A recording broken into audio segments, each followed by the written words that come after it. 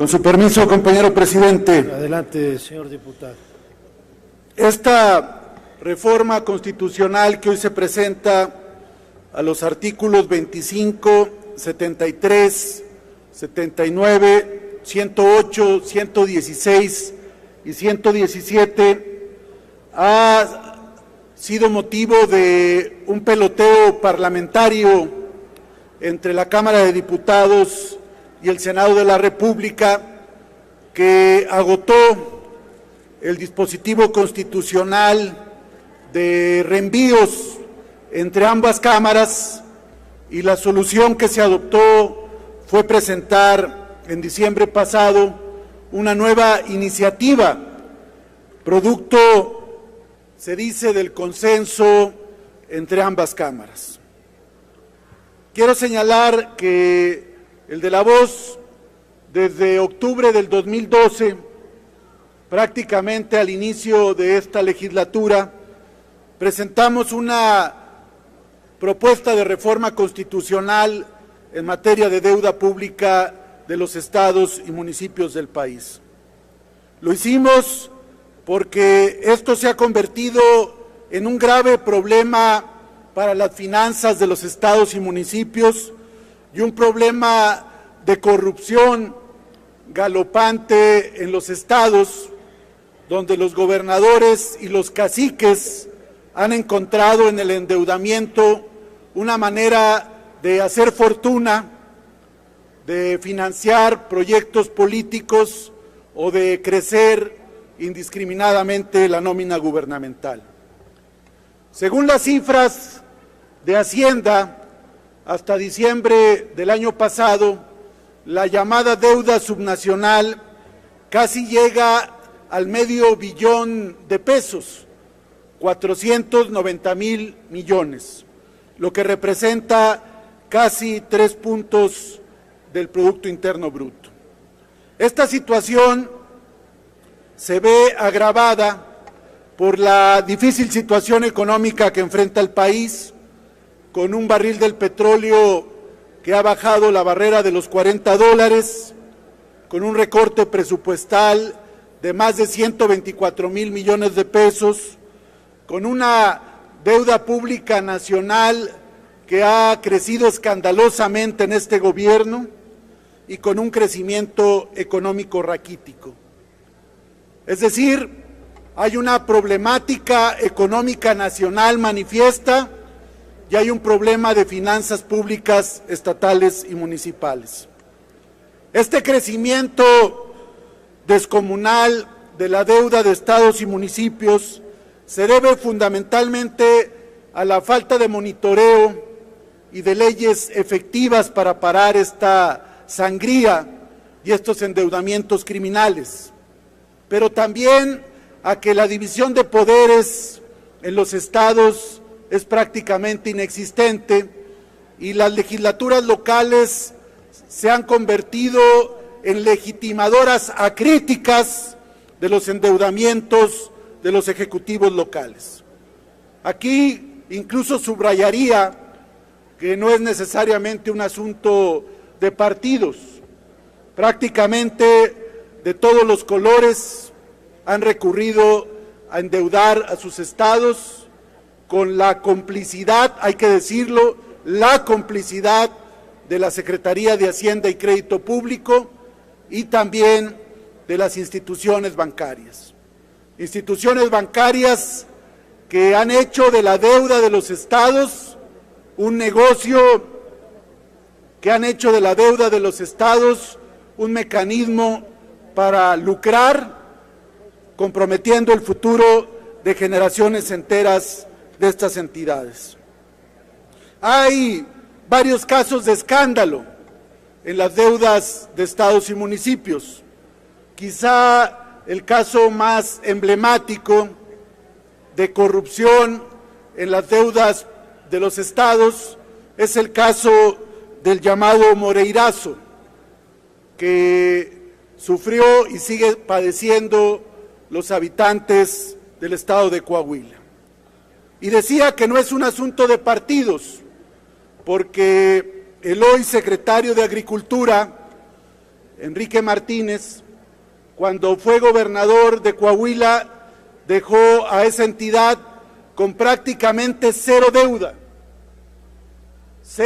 deuda pública gubernamental. Pero para tragedia de los coahuilenses llega Humberto Moreira y de un endeudamiento de casi cero pasó a 37,000 millones de pesos. Y hoy este personaje, junto con quien lo sustituyó, Jorge Torres López, que está prófugo, junto con el extesorero Javier Villarreal, se mofan, se pitorrean de los coahuilenses y de todo el país porque están en la impunidad. Gran parte de esos 37,000 millones de pesos, que hoy llegan casi a 40,000, se fueron no solamente a sus bolsillos, sino a financiar campañas electorales en otros estados. Era evidente que Humberto Moreira financió varias campañas, como en Zacatecas, como en Durango, como en Baja California Sur, como en Guerrero, como en Nayarit, por decir algunos estados, y prácticamente a un telefonazo del entonces gobernador del Estado de México, Enrique Peña Nieto, Moreira mandaba dinero a los estados. ¿Y cuál fue el pago? Hacerlo presidente nacional del PRI. Fue tal el escándalo, fue tal el descrédito, que tuvo que renunciar y cayó, entre comillas, de la gracia del candidato presidencial y hoy ejecutivo federal. Sin embargo, como pago a sus servicios y haber endeudado a Coahuila, hoy está en la impunidad.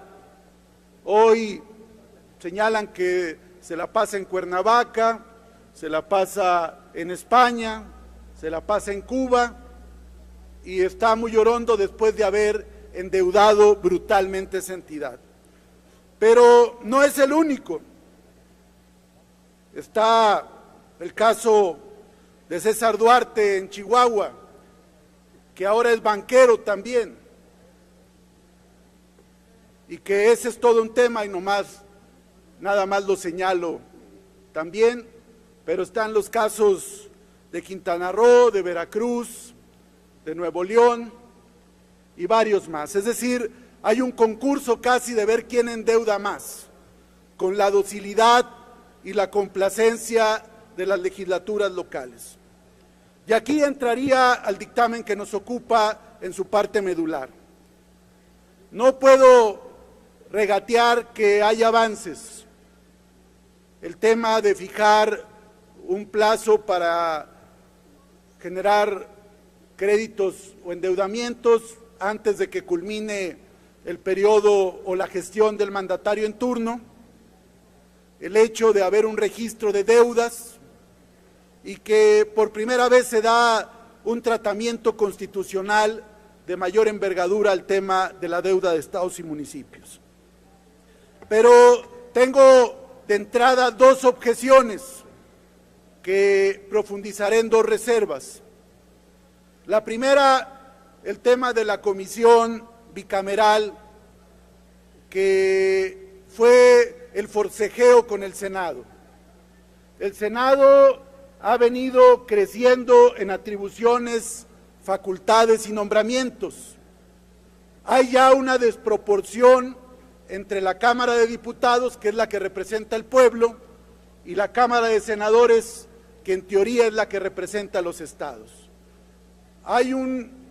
Se están engolosinando, nombran magistrados, ministros, consejeros, y ahora le metieron mano a una facultad exclusiva de la Cámara de Diputados que tiene que ver precisamente con este tema. Incluso hay que señalar que presentaron una iniciativa que violaba el artículo 72 inciso H, que claramente señala que la Cámara de Origen, tratándose de impuestos, contribuciones y empréstitos, tiene que ser la Cámara de Diputados. Pues bien, se salieron con la suya y están planteando una comisión bicameral para revisar el tema de las deudas de estados y municipios. Seguramente para proteger a los gobernadores ladrones, a los gobernadores que endeudan a sus estados y que tendrán a sus cabilderos en esta comisión bicameral. Y el otro tema, y con ello concluyo, es el tema de las 2/3 partes de las legislaturas locales. En mi iniciativa de octubre del 2012 planteé que la Cámara de Diputados tiene que refrendar este endeudamiento, es decir, no basta que los legisladores locales lo aprueben, sino que también lo tiene que aprobar la Cámara de Diputados. Y voy a profundizar en mi reserva, y lo digo porque no me parece suficiente esa mayoría calificada cuando se habla de miles y millones de pesos de endeudamiento. Los endeudamientos más monstruosos incluso salieron por unanimidad en las legislaturas locales. Es la danza de los millones y de las complicidades, y por eso tiene que haber intervención del Congreso Federal. Es cuanto, y profundizaré sobre ello.